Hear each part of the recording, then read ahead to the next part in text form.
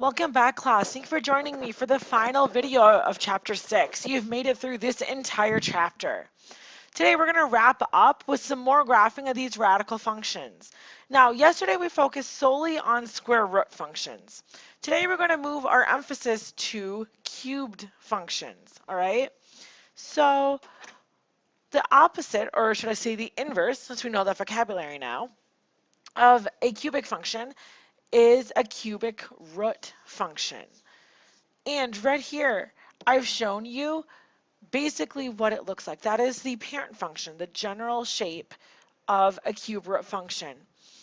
And the cool thing is about cube root functions is now instead of having to worry about the domain and range, the domain and range are both all real numbers again. So that makes it really easy for us when we're analyzing this. And on the test when I ask you domain and range, because for a cube root function, it's all real numbers for both. So that simplifies it a little bit for us. Our strategy for multiplying these, I apologize. Our strategy for graphing these is going to be exactly the same as it was for square root functions. We followed the same 3 steps. Now, first step, starting with our table. All right, so here, this is what our basic table looks like for a cube root function. All right, so we have our x's of -8, -1, 0, 1, and 8. And then we have the roots of those, the cube roots of those. Now remember though, we have that third column because really what we need to be graphing is 2 cube roots of x. So remember, we're going to first make a table of the stretch. And what does that mean? Well, once I have those y values, I'm just multiplying those. Oh.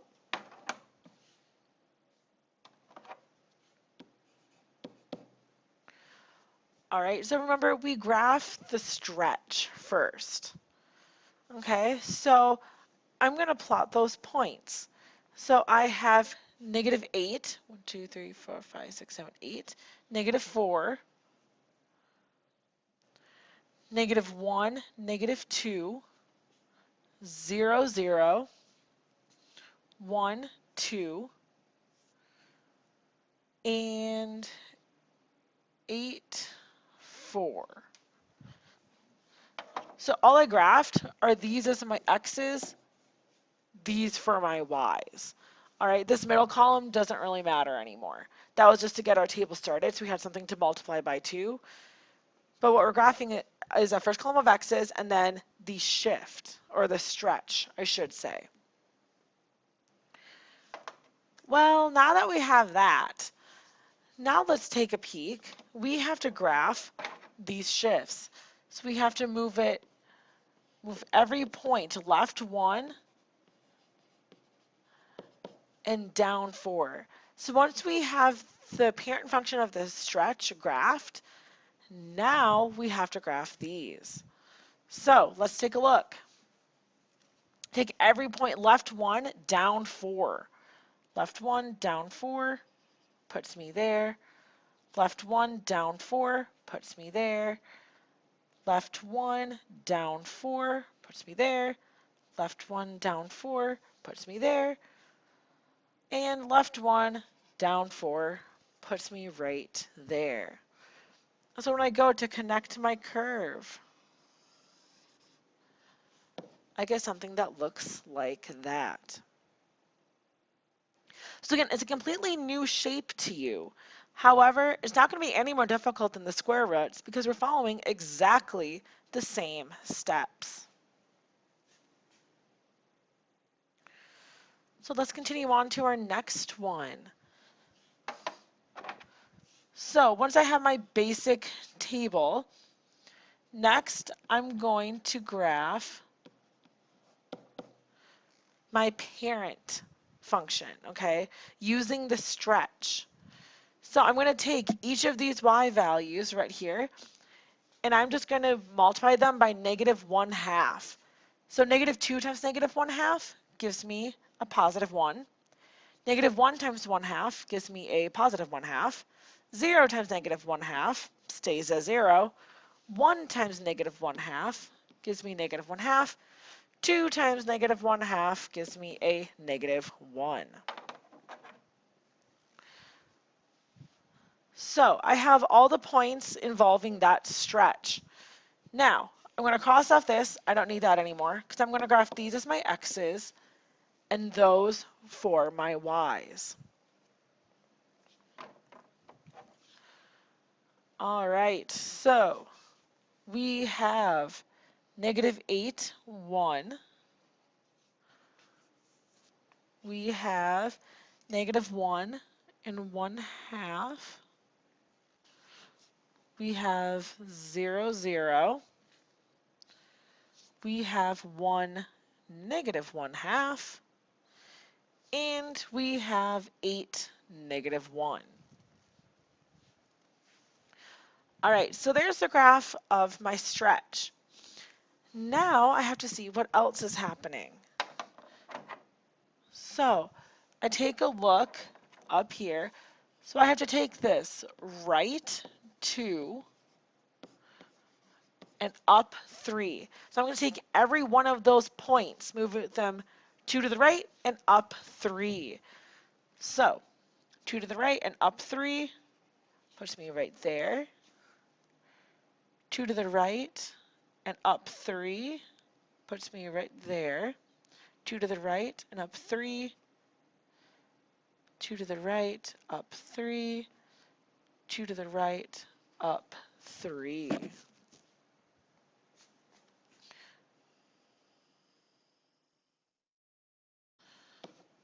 All right, and there is our basic shape. And again, the cool thing is about these, the domain and range are going to be all real numbers. All right, so moving right along. One other thing that I want you to see is I want you to see that you can graph functions of this form using transformations. So let's say even if it's not written in a form that's transformation friendly, you can actually still make it transformation friendly. All right?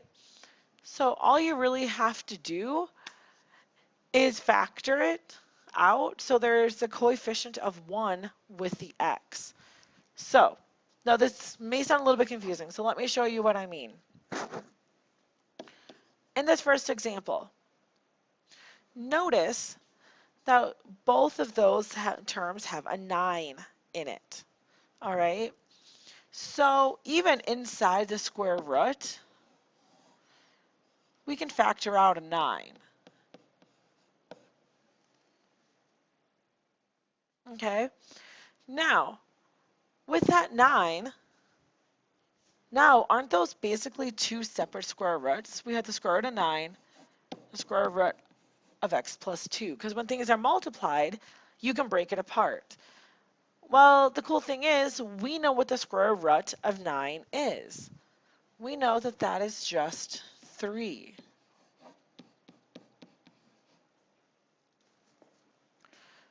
So by doing that, we've put this in a form that now we can graph using transformations. Okay? Because looking at that, how would we describe those transformations? Well, we have a stretch of 3, and we have a horizontal shift to left. So the cool thing is you can take these and put them in a form that is transformation friendly. And all that means is factoring out what pulls out both of those terms. Now you can do the same thing with a cube root. So looking at this time I see an 8 is pulling out of both of those. Oh, so I factor out that 8. And again, basically, that's like pulling it apart. And I've wisely chosen these numbers for you to make the problem as nice as possible because we know what the cubed root of 8 is. We know that the cubed root of 8 is just 2.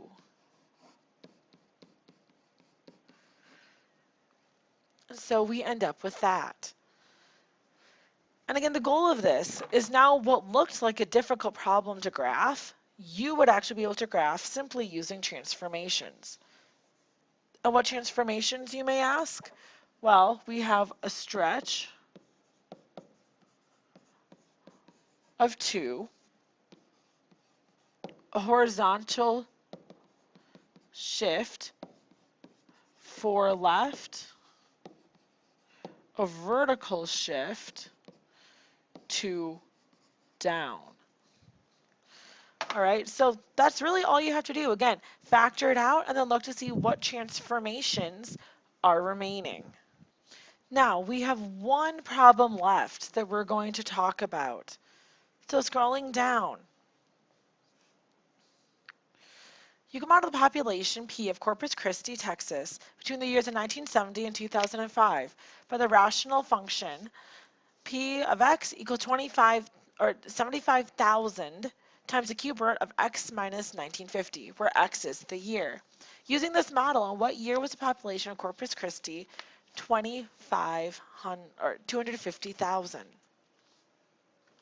All right, so they're giving us a population, right? And the population is P of x. So they're giving us that 25,000 is going to equal 75,000 cube roots of x minus 1950.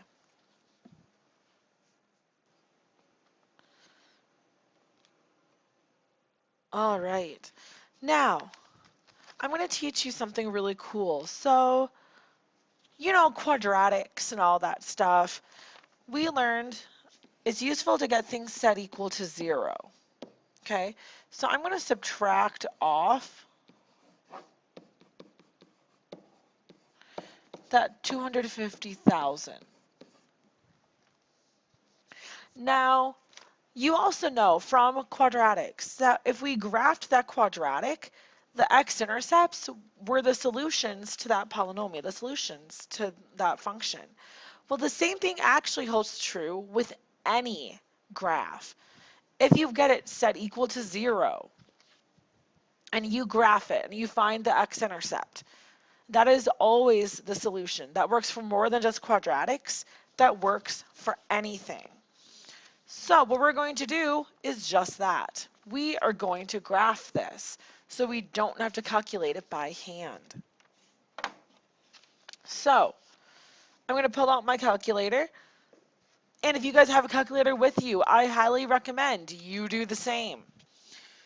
So we're going to type this in. So I'm going to go to y equals, and I'm going to type it in. So 75,000 cube roots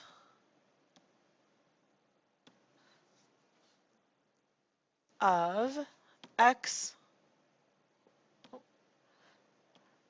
minus 1950. Need to move out of my cube root now. Minus 250,000. All right. Now, if I go to graph this, now I'm going to turn that off. Now, if I go to graph this, oh, I'm sorry. That's the normal window.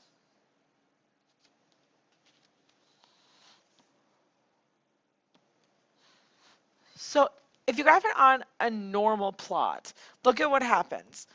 You're not going to see anything.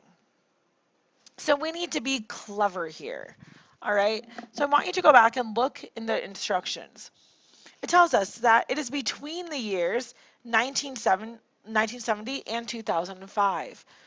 So we know we're talking about between those years, and those are the x values. So having x values between -10 and 10 are going to do us absolutely no good.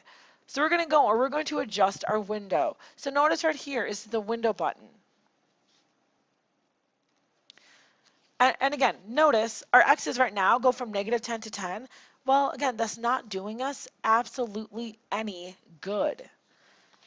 So let's go and change those x values.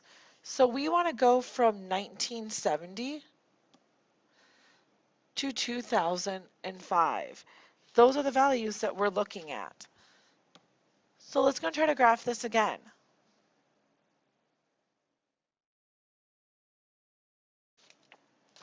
Now, it's still kind of difficult to see.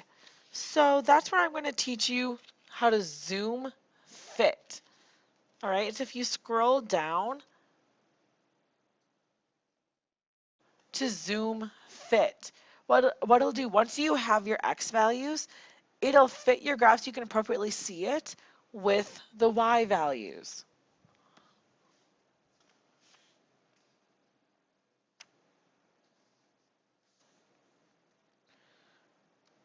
And so there is a much better representation of our graph given these x values. Okay? Now again, the premise of plotting this was that we were looking for the x-intercept. All right? So you guys should remember how to do that back from chapter 5. Go into calculate. We want the 0 of this function.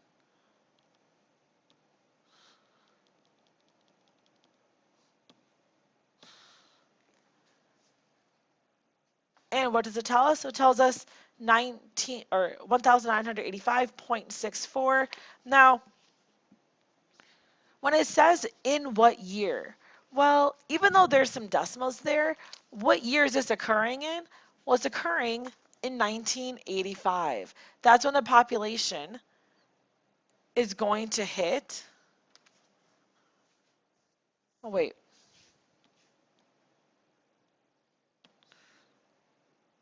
I think my calculator might be doing something strange. So I'm going to double check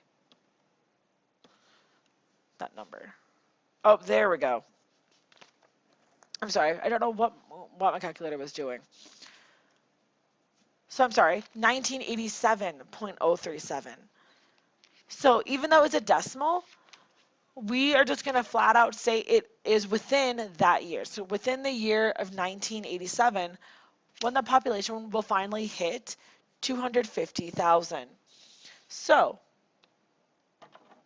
to wrap up, the answer would be in what year?